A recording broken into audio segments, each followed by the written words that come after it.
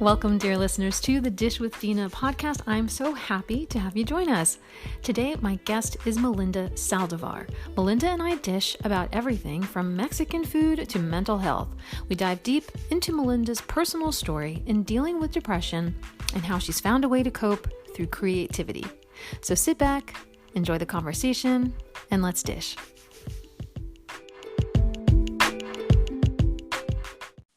Welcome, Melinda Saldivar, to the Dish with Dina podcast. Thank you so much for joining me today. How are you doing? I'm great. Thank you for having me. It's been so long. Yeah, it's been so long. Well, this leads me to the first question. How do we know each other? Do you remember how we met? Yes. So I actually follow Lehman College on Instagram, and your page happened to come across my Instagram actually because you were doing some nutrition stuff, and I was fascinated. I was like, oh, this sounds interesting. So I used to go to Hostels College, and I used to take advantage of everything they did, whether it's like a panel of something of the store or anything. So I was like, I wonder what a nutritionist does. So I got fascinated. I was like, what's the worst thing? And I looked up what a nutritionist does and what they do, and they help with weight loss or different kinds of stuff. So I was like, maybe I can get some inside perspective on how to eat better. I already know how to eat better, but that's something we'll get into, obviously. Yeah. And I was like, let me just see what she has to say. And I was like, and like after the first day, I felt like, wow, it's not that bad. I like coming. So that's how we met. And from there, I catch up with you every now and then. Yeah, I agree. So just to clarify for anybody out there who's listening, who's not aware, so I am both, and I've mentioned this in the previous episodes, I'm both an adjunct lecturer on Lehman College campus up in the Bronx in New York City. I also work out of the Student Health Center as the on-campus registered dietitian nutritionist. And what Melinda was referring to was the Lehman College proper. They have an Instagram account, and I did a couple of takeovers for them one semester. And so I feel really fortunate for a couple of reasons, Melinda, because first of all, you're just so delightful anyway that I really am so happy that you are in my circle of people that I know, but also the mere fact that social media can do good things and bring kind of like complete strangers together in a way, even though we were on the campus together. What do I know? I don't know who follows the account. I don't know who's actually paying attention to any of these things. So it really makes me feel so validated in what I do on that campus because I'm there for you guys. I'm there for the students. And exactly what you said too, the approach that many dietitians, nutritionists take, depending on the setting that they're in, whether they're in a hospital or on a campus or in a community health center or whatever, their approach could be quite different. And I think I feel like we were a good fit. And I think that's kind of how I've been feeling by anybody that's come to see me on campus as well, that I really feel so fortunate because I get such a wide range of people who are coming just to, make better, healthier choices. And we have really great discussions. So thank you so much. So speaking about food, would you mind sharing with us your earliest food memories, your cultural background, your upbringing, where you grew up? Tell us a little bit about the early you. So my family grew up in Mexico. My dad and my mom, they grew up in a small town called Puebla, Chocolate, Tapia. If I'm correct, I honestly think it is. But that's where they grew up in Mexico. And they were raised on very full-on Mexican food. And my family comes from a line of obesity or diabetes. And so growing up, my mom wanted to avoid those stereotypes and go like, oh, we're not going to have tortillas all day, every day. Like, no, it's just not healthy for us. So we would go to the farmer's market every Sunday at Union Square downtown at 7 a.m.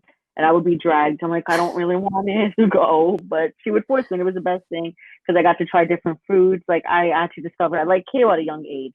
I never had a problem growing up. I never had a problem eating my vegetables. I used to love carrots. Like any fruit you can think of, I would try. And I'm not a picky eater to this day because of it, because I was experienced with different culture backgrounds and ate Indian food, Vietnamese food. I discovered what I don't like, what I like growing up. So we do have Mexican dishes once in a while. It's not every day, although I wish it was. But, it's all the corn tortillas would cause overweightness and obesity. We try to stay away from it, but we do eat healthy. We eat tofu. We eat different things. It's a mixture of things. So growing up, it was always, I would be ridiculed by my own cousins, like, oh, your mom always eats healthy. Why can't you eat this? So whenever she made rice, it was like a God's dream come true for me. Like, yes, rice. I guess we have rice instead of Starchy vegetables. foods. Exactly, because like, as a kid, you want to, eat as much as you can and whatnot. So I was so grateful what I can get. But I won't lie, all the foods that she did cook, very fabulous foods, and all her foods, I try to mimic it so well. Like, she has this recipe for kale. I don't know what she puts in it to this day. I know she just sautés onion and garlic and kale, and it's just something, the flavoring. I do the same thing, same ingredients. I guess I don't have that, like she says, 20-year experience. Right. She has So a whole different version of love that she's putting into that dish that maybe you still need a few more years to be an expert in that way. exactly. So it's just like growing up with a healthy mom who wants me to eat healthy, which I didn't mind, but like growing up, like, in my teen years, all I wanted to do was eat McDonald's. And I would be like, Melinda, you should not be eating that. That's not healthy. I'm like, oh my God, it's not every day I eat this. I was skinny back in my high school days. Like, I mean, 130, and now I'm 170. So the dramatic change from 18 to 21, how my weight has changed. From your earlier years. Well, I do want to talk a little bit about that too, just as a side note, because the part of the discussion in these episodes is learning a little bit more about the different cultures. Now, Mexican food does not necessarily equate unhealthiness in general. It could be related to portion sizes, like you said, the amount of times that you're eating certain maybe heavier starchy meals. If again you are moving in the more like Americanized direction, sometimes physical activity takes a toll there too, where we're not moving around as much as we used to back in the old country. So do you think that your mom kind of foresaw some of those things and, like you said, took it upon herself to really switch it up in a way that was not necessarily traditional, but she kept some of the components of her original traditional recipes when she brought you to the farmer's market to try out these different vegetables and foods? In a sense, yes, because she would still like, she would, instead of having like 6 tortillas, she would cut it down in half and go, okay, let's do 3.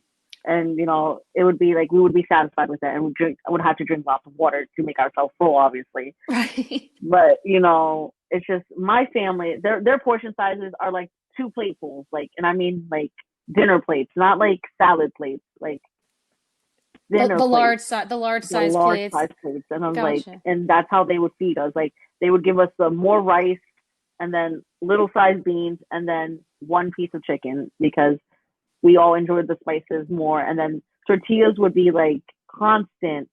Like, it would be, instead of using spoons and forks and knives, that was our utensil of choice. Right. So To scoop up the food. Exactly. Yeah. So I wanted to also ask you too, because as I think I might have shared with you, I teach an undergrad class for the nutrition department where we talk about food society and health. And one of the discussions that comes up in some of our lectures is about being able to include children in as early as possible in the food experience. So you were taken to the farmer's market. You were also taught how to cook. And then you also mentioned about being brought to different kind of like cultural restaurants maybe, or different markets as well, where you picked up on other, countries, experiences and things. And that is really so lovely, because not everybody gets to have that. Like, sometimes even, I think I shared this in one of the previous episodes, I was raised by 2 Italian immigrant parents, and they never ventured outside. They were always saying, well, we have the food in the house. Why do we eat at restaurants? And I'm like, to experience other worlds. And so I really love that story of yours, that you were able to have such a broad perspective on so many different things at such a young age. I think that's lovely. And then, like you said, to kind of develop that palate, that broader sense of foods that you like and also don't like, because you were exposed to so many of those things early on. I love definitely, that. like, Yeah. definitely every weekend it would be like, every time we would travel, or any weekend, she would take me to different restaurants, and I loved it, because she's like, not every parent does this for their kid, but I'm doing this so you know what you like in the future, so you cannot be picky and go, I don't want that. And like, I'm not sure if you're familiar with the movie, The Hotel Marigold. Oh Basically, no. she's like, Yeah. oh man, there's this one scene that's very good. If I can't pronounce it, I'm not going to eat it. That's what my mom was trying not for me to do. Right. She wanted me to expand my horizons and go, okay, I like this, but I don't like this. I like this. Maybe I'll put this in this meal and this and that meal, and made a fabulous meal out of it. And it was one of the best things that I will always cherish with my mom, that she took me out. Like, I know for a certain fact, I don't like certain Vietnamese dishes, Right. but I'm willing to try it again with friends, maybe because the dish I had was too much for me or too spicy for me. Right. And maybe they know something I don't know about the dish. So I love what you just said, because in the nutrition world, sometimes we hear people saying, if I can't pronounce it, I'm not going to eat it, because they think it's obscure or full of quote unquote chemicals or something like that. But in your experience, it was almost the opposite. It was like, no, let's taste it. I have no idea what this is, but let's check it out. exactly like Indian. It's my favorite dish. I love Indian food so much. Like, I even told myself I would marry an Indian woman, but I know that's against their traditions. But I would marry one so she can cook me these dishes. But that's not gonna happen. I love that. That's the only way you'll be able to take Indian food in, is if you have yourself an Indian wife. We'll keep an ear out for you, Melinda. Don't worry. Thank you. Uh, I need it. Let me so, know. so walk me through a little bit more about that. What did become kind of like your traditions at home? Did you have, for us, it was Sunday dinners, and then of course some larger holidays like Easter and Christmas were very prominent, and we also had a lot of extended family that used to come in, and people would either bring food or they would make it while they were here. But just like, I mean, dozens of people would show up on any given Sunday, and then also obviously during the holidays. Did you have something similar to that in your? So Mhm. sorry, I didn't mean to cut you off. No, that's So okay. Yeah. my mom and I, actually, it's just us two in my inner family, because unfortunately my dad died at a younger age. Hmm. So it was just us two. We didn't have like what you had, a Sunday whole gathering. I Yeah. wish it would have been like that, because I very am family oriented with my family, even though I didn't get to know my cousins like until later in Yeah. life, like now, which is okay with me, because I was very hyperactive and I can understand why they would want to stay away, but that's a different story. But it was just me and my mom, so we would cook together. I would learn how to cook. She taught me how to cook eggs. I used to burn my eggs a lot, and they would never come out the way I wanted to. Hmm. So I learned by cooking eggs, and then eventually I would watch her learn from her how to cook, and I was like, oh, I want to do that. And one day I just started cooking random dishes and do whatever I can. So it would just be us cooking for each other Yeah. as in my later in life. Like, I cook with tofu. My main dish is tofu. I don't know why, but I'm obsessed with tofu. That is Even so. though I would eat it last night. Yeah. There's so many varieties way to cook tofu, and everyone is so like, ew, it's so bland. It's so like, why? There are so many recipes out there, and you just have to find the right one and cook with what you have actually in your fridge. I'm gonna go back to tofu in a second, but I want to just say something about the family-oriented discussion too, in the sense that, you were saying you were brought up just with your mom and there's two of you, and you had that kind of like intimate relationship, but you were very family-oriented and kind of wishing for that, even though it didn't happen until later on in life. And I grew up in an environment where I was like, can there be less people in this house, please? Like, I cannot, I can't I would with. have wanted that. Can we switch? So I think everybody always wants maybe what they don't have. And then eventually, you obviously realize the grass might not be greener on the other side. There's a reason why you have that time in your life to develop that really nice, deep connection with the person who is so meaningful in your home. So that's actually really a sweet story that your mom and you both had that time together to kind of share those experiences. And she took you in and, under her wing in that way of teaching you different things. And now I want to ask about the tofu. So do you have, we will eventually get back into food because the whole conversation will be food related, obviously, but do you have go-to recipes that you enjoy, or do you just try to throw in tofu no matter what you're eating, like some savory dish, or do you use different, I know there are different textures, like silken tofu, the firmer texture of tofu. What are some of your go-to staple items when it comes to tofu in your meals? So tofu, I actually go for the extra firm, because I actually recently discovered there's a tofu press where it just takes out all the juice out Yes. of the tofu. Oh my goodness, it is a work of magic. Like, I leave it there for like at least a whole day so it can take out all the juices. So really firm Right. and whatnot. So it's really wonderful for me to discover that little gadget in our house now. But I actually cook tofu however I can. I will look up recipes, and based on that, I will just make it my own and improvise. So recently, I had just posted tofu tostadas. It's basically a Mexican dish. Actually, tostadas is like with beans, cabbage. Well, my mom does it with cabbage or lettuce and cheese and like different toppings. It's I Mm. would say like it's like a Mexican little pizza, but just the Mexican version of it, and it's Hmm. really delicious. But I didn't put beans in it. I just put arugula, tofu scramble on top, and little cherry tomatoes with feta cheese, and it was so delicious. I was like, wow. So that's a good one. The one I'm famous for in this house is actually zucchini and tofu, like sauteed in a little wine sauce, and it's Mm. really good because of the zucchini juices and mixed with the wine. It makes it really good and a good blend. Well, I So mean, that is the magic of tofu. I realize, you said before some people have some issues with maybe the taste and the texture, but the whole point of tofu is it really does take on what you're serving it with, what you're making it with. It can absorb all of those lovely, delicious spices and flavors, oh, and right. So I know you're talking it's about it right now, and definitely. I'm picturing like nice crispy on the outside and little tofu chunks.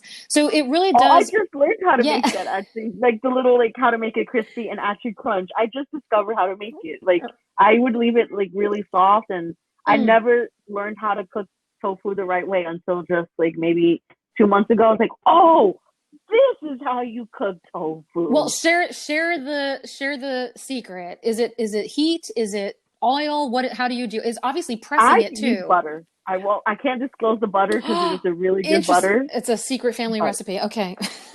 I wish it was, but no, it's a supermarket grown. But it is a really good tofu. It mixes really good with the tofu. I will say it Mm, like this: it does cook and it blends in well with it. And you wonderful. just cook it in low heat. Do not. You would think that high heat cooks it faster, but you're Yeah. just burning the food and making it taste weird. If you So cook in a low flame, yeah, I promise you, it'll come out really good as well. low But and slow. Like how long is it that you're leaving it in the pan as well? I would leave it in there for 30 minutes uncovered so you can keep stirring it around Yeah. until you see a light brown consistency that you like, or Right. golden brown as they say, and Right. that's Right. it.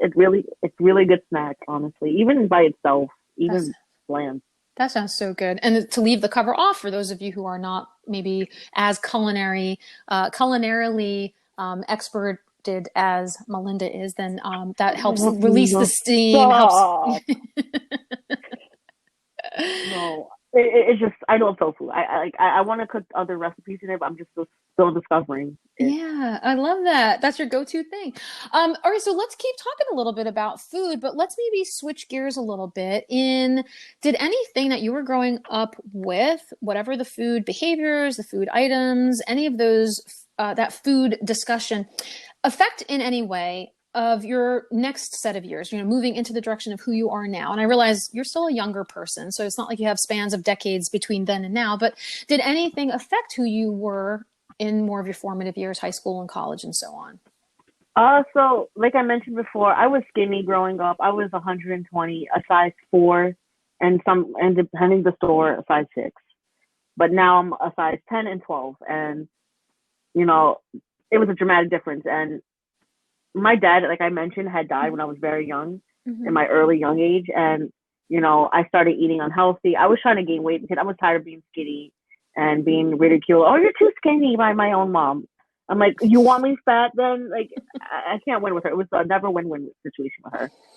So I just wanted to eat because it was just like food is life for me, and I just want to eat and gain weight. And unfortunately, it did take a toll because of the depression I went through, and school being hard and overwhelming with me having ADHD.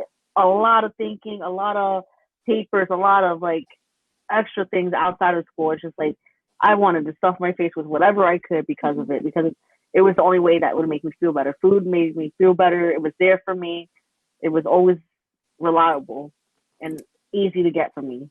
So whatever I could eat, I would just stuff my face. And unfortunately, I would never gain weight until when I turned 21. And I was grateful that I started gaining weight. I was like, finally. I'm first of all, thank you so much for sharing such a personal story. And I know there's a little bit of other things that you probably want to share in the discussion to come. But from what I hear from you is almost a little bit of the opposite of what I hear from some other people that I've been speaking with, where their younger years, they were almost starving themselves trying to maintain a certain body image. And in your case, you were kind of told the opposite, like you were too thin or you were too skinny in that way.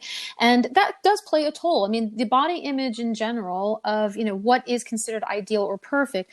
Do you feel comfortable enough in sharing a little bit about, have you made peace with some of that now, now that you are a little bit older and you feel a little bit more maybe in control of things? You want to share a little bit about that too? So, it's been a constant battle, like with my weight, being skinny, being too skinny or too overweight or looking pregnant, like, because how I don't suck in my stomach when I'm walking out the streets or even just in my own home. Like, I can't even walk comfortably. So it took me a while to get used to it. I had to, unfortunately, shut my mom up and like, you know what, Mom, I'm proud of my weight. This isn't you. This is not your weight. This is my body. I'm proud of it. Like, yes, but there's this, like, mom, stop, just stop. Yeah. Like, you need, and, it was like, I can never please her in any way. And it did honestly suck and it did bring me down, but it just drove me more insane. Just, okay, I'm just going to eat more. You want to keep, I wasn't like Right. 300, 400 pounds. I'm comfortable. I'm finally, like, in a way that I feel comfortable with my own skin. I have a double chin and proud of it. I have a little gut and I'm proud of it. I don't look hungry. Good. It looks like I'm nourished. And, my grandma is proud of that too. She's like, oh my God, you look like, she'll comment on it because she'll remember me as a skinny little girl growing up, but she'll make jokes about it like, oh my God, you're no longer hungry now. I'm like, oh God. So it's just, I love being the way I am. I love it being, having a little curve, having a little body here and there makes me feel great. So I'm happy with it. And I encourage everyone, be proud of your body, honestly. Like, don't let anyone fat shame you, skinny shame you, because you are beautiful the way you are. Oh, Melinda, that is such a beautiful takeaway. I mean, I think obviously I hope people who are in your life, your family members, etc., who love you, I think they don't realize, they probably mean well, but the words that they say at such a young age, and this goes for anybody who's listening to this, who has said these things to themselves, to their loved ones, to their sisters, to their siblings, their kids, etc., or has heard these things from anybody, whether it's family or strangers, it really does kind of sink in. And then it's something that you kind of have to undo and unravel as you do mature, as you do realize we're all different types of shapes and sizes. And even in our stages of life, right? So what are you now? 20 something, did you say? 25. No, you're not. Wait, 25, 25, right? Yep, 25. I thought you were joking. You said 45. I'm like, there is no way Melinda's 45. No. So, okay. So you're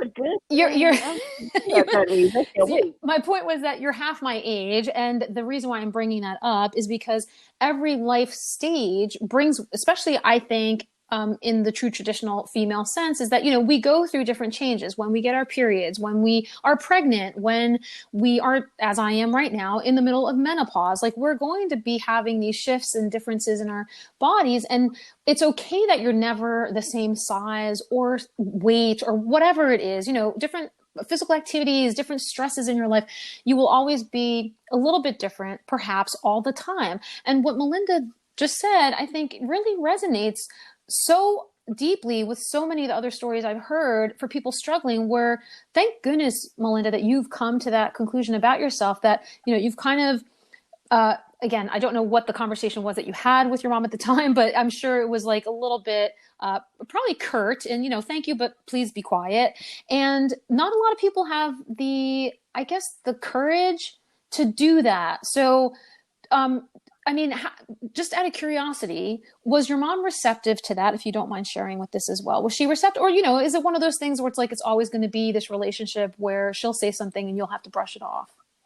Well, it was an argument. Like, she didn't accept it at all. It's like, oh, but you were like 130 back in the day. Like, Mom, that's back in the day. Let's not compare the past. Right. Mom, I'm not going to say so much about her life, but she does struggle with her own weight. Like, right now, she's at her, and she's almost close to her menopause as well. Right. And she's not very, like, she used to be 120, very size 2, 0 size. That's her. We grew up with us being skinny. We were the skinniest in our family, being teased about it too. And now she's now in her late 40s, and she's complaining that she's too fat by being 140. And Right.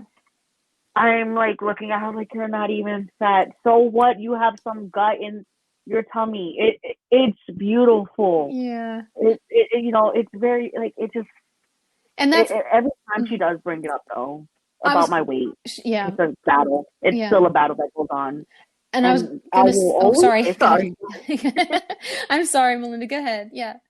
It's just a constant battle. It's like I can never win if I like lose weight.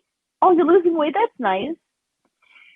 No, I'm not doing anything. I'm not Hmm. even losing weight at all. I'm just not even trying to do anything. It's just I'm just wearing really skinny pants that make it look like I'm losing weight, but it's not me Right. losing weight. I weigh myself. I still look beautiful the way I am. Yeah.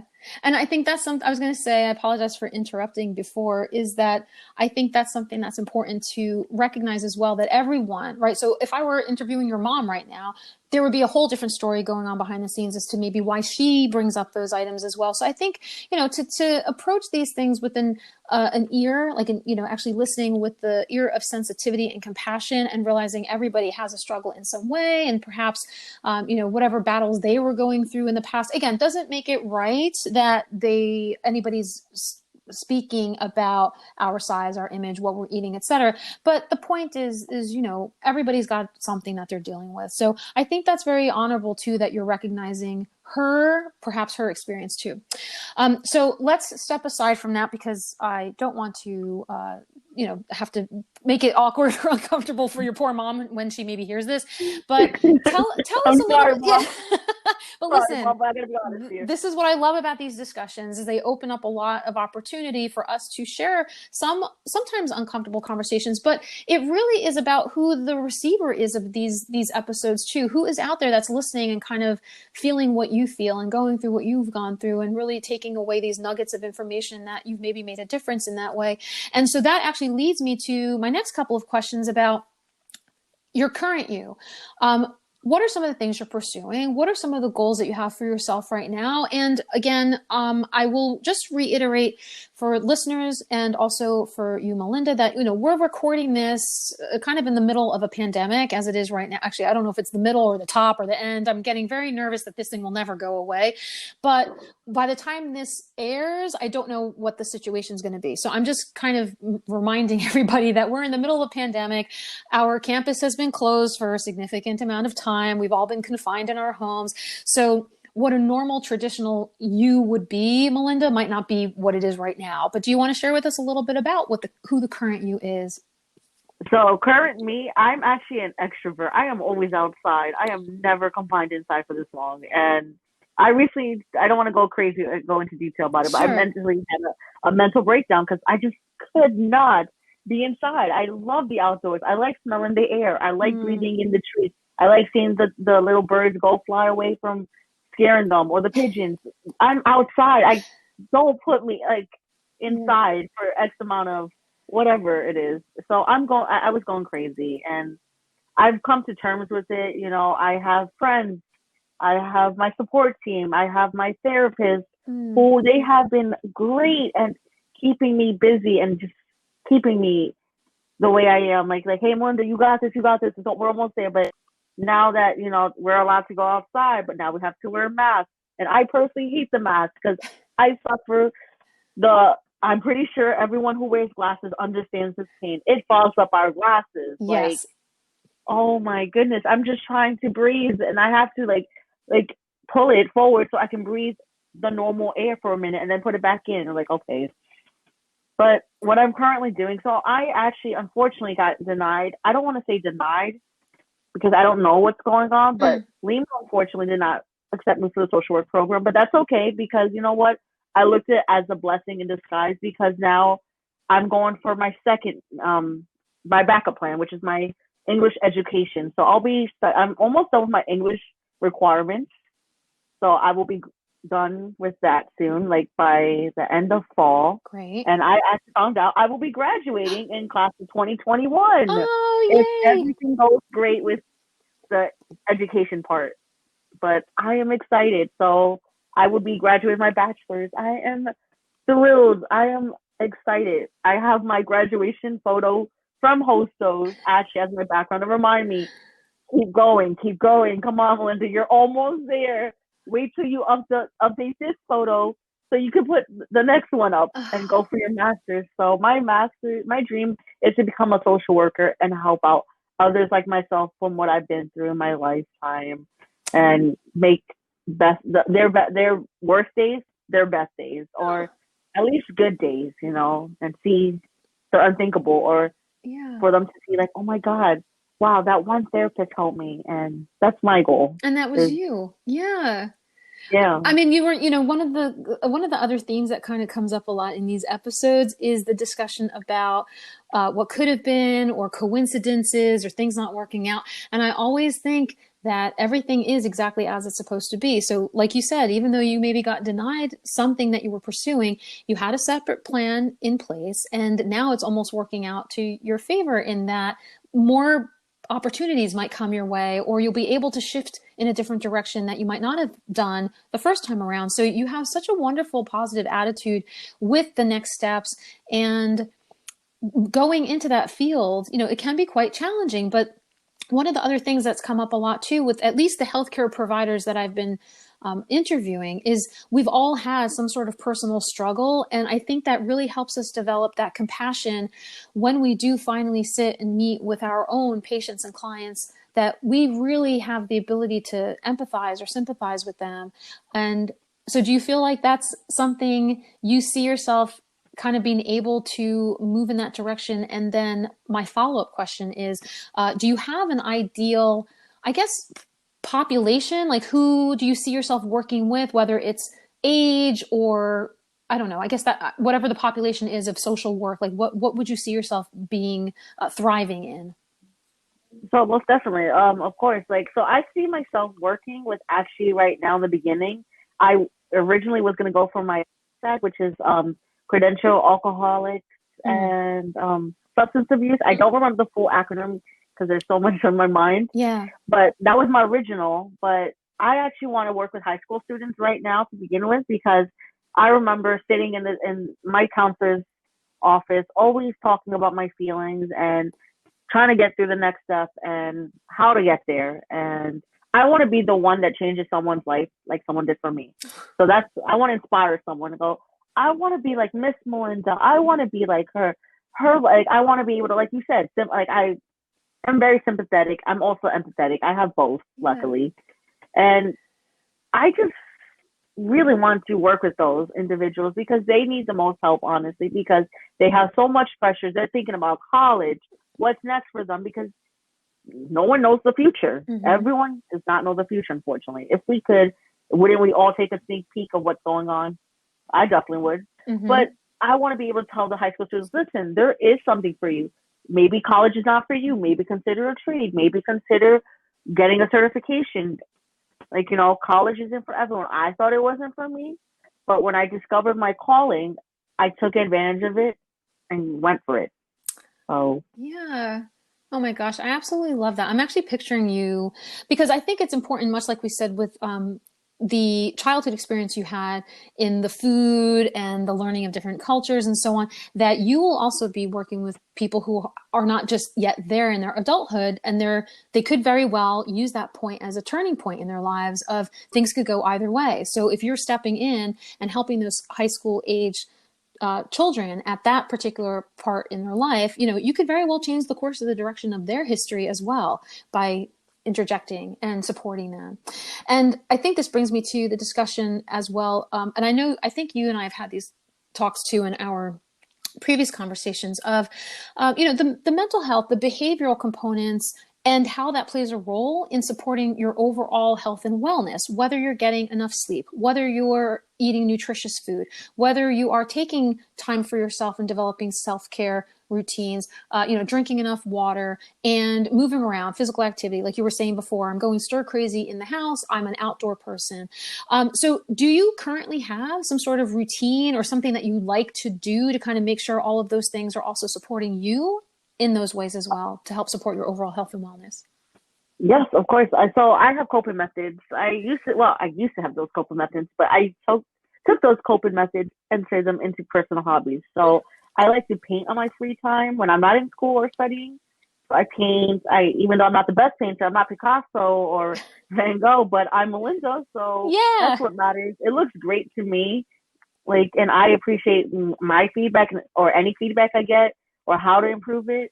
But I personally do that, or I crochet. It's not the best because my tension's very tight, but I tend to, I'm working on it, but it's like one of those things that I like to do. Or sometimes I like to play video games. I'm not like Mm-hmm. those hardcore gamers that have the whole mic set and have like a YouTube channel, but I am like, just considering it maybe, but I'm not sure yet. But I do different things. But my main two are painting or crocheting. And when I put them together, it brings me out of the loop. Like, okay, I was feeling this. Now I am feeling like, oh, I can't wait to finish this project, or Yeah. I can't wait to see the final result. And all my final results have been really great so far, and it makes me happy. Whatever I was feeling 20 minutes ago, I don't feel that anymore. 20 minutes forward now, I'm now relaxed. I can go back to what I was doing before. So not only is it a creative outlet for you to help relieve some stress, but it also sounds like it's motivating you to continue pursuing something next to get you re-energized in that way. Exactly. I love it. Exactly. So, Melinda, while we are kind of coming up the end of our time together, I wanted to first ask you, is there anything else that you wanted to add that maybe I didn't ask or I forgot to ask, or, anything in our discussions, in our pre-interview discussions that I forgot about? No, I just want to give a message to everyone who is listening, words of empowerment, because I've suffered depression and anxiety, and I have ADHD as well. I just want to let you guys know you guys are not alone in any form. There are resources. You just need to find them, and don't be afraid to reach out to either a family, friend, even a nutritionist will help you. Like, I promise by it. Like, find the resources, and someone will listen to you, and don't let anyone let you down, because my favorite quote that I live by is by Eleanor Roosevelt, and I will end on this. No one, oh my God, why can I not remember this? I always have this quote on my wallpaper. It's basically, no one can make you feel inferior without your consent. Yes. And basically means don't let anyone bring you down, because you are better than the other person telling you the negative thoughts into your head. You are better and stronger than you think you are. So that's my message to you all. I absolutely love that. And I think, that resonates me on a couple of things. First of all, the not being alone, which it can sometimes feel like that. And especially a case of the pandemic where we are technically isolating. That's the whole point, is we are by ourselves, that there are, at least within reach or within virtual worlds, there's resources that could be made available. And then the second thing is that resources, comment that you made too. It could be who, it could be what, it could be, websites, it could be organizations, it could be Facebook groups, it could be actual interdisciplinary team members who help support your health and wellness in that way. And not being maybe afraid to reach out, to say, I'm not doing well, I'm not having a good day, I need help with this. I think that's also very empowering too, Melinda. I really, really appreciate what you're sharing with everybody today. So, on that note, in case anybody does want to get in touch with you or learn a little bit more about you or see your beautiful artwork, are you publicly available on social media? And if so, I will be sure to link to it in the episode. I am. I actually have my own personal public page for my artwork. It is Art Done by Mel. So it's a little work in progress. I have not crocheted or painted in a long time because of this pandemic. Yes. But I do have tons of yarn to work with, but I prefer painting right now, because something about painting, just you're in the moment and it gets away. And then with crocheting, it does take a long time to get it done for me. But once I find out if Michael's is open, then I will be in Michael's waiting for paint and canvases. You can restock. So I can restock. Yeah. I'll be sure to link to, that's an Instagram page for everybody listening. I'll make sure I link to that. Yeah. And what is on, pun intended, because I'm so corny with food, what is on your plate today? I mean, you can share with us, what is this today? We're recording on a Saturday. So this is, I mean, again, what is time really anymore at this point?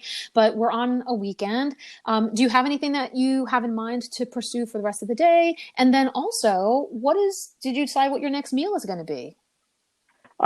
So right now, the next thing on my plate is just to finish the summer class. Like, I am so over it. Like, I have been doing great in these classes, these A's. I'm hoping a silver platter with a nice fat A. Nice. If we can get A+, that'd be nice. And for meal later today, sorry to say this, but something with tofu. I was just going to ask, is it a surprise? No, it has tofu in it. Listen, these are standbys, right? These are the things that we know what work for us. There's nothing wrong with eating the same thing over and over again. It doesn't sound like you're having the same meal over and over again. You're just using different ingredients and using the one ingredient that you happen to love the most, which is lovely. You're giving props to your tofu. Yeah. Melinda, it has been a true pleasure getting to know you a little bit more on this podcast episode. And I said it before, and I'm very grateful for the time that you spent here, but also how much you shared with everybody. Because I know this is a little bit more personal of a discussion. So I really appreciate you opening up and being so open in that way and not afraid to share, and then also to deliver that message of empowerment to anybody else out there who might be going through some not so great times. So I very much appreciate that. And I wish you an absolutely wonderful rest of the day, wonderful weekend, end of the semester, and until I actually see you again, hopefully soon. Thank you. Thank you for having me. I had a pleasure being on your lovely podcast, and look forward to many more episodes to listen to while walking around this whole house. Thank you so much for joining me this week on the Dish with Dina podcast. I am Dina D'Alessandro, registered dietitian, nutritionist, founder, and chief executive life changer at Dish with Dina, and I'm also your host. If you like what you heard, I would be so grateful if you could subscribe to this podcast, leave a review, and share this with others who you think might benefit from what we have to offer on these episodes. You can also join my mailing list at dishwithdina.com or email me at info@dishwithdina.com with questions, comments, feedback, and if you'd like to be a guest on a future episode, because everybody eats and we all have a story to share. I hope you tune back in next week when we dish again.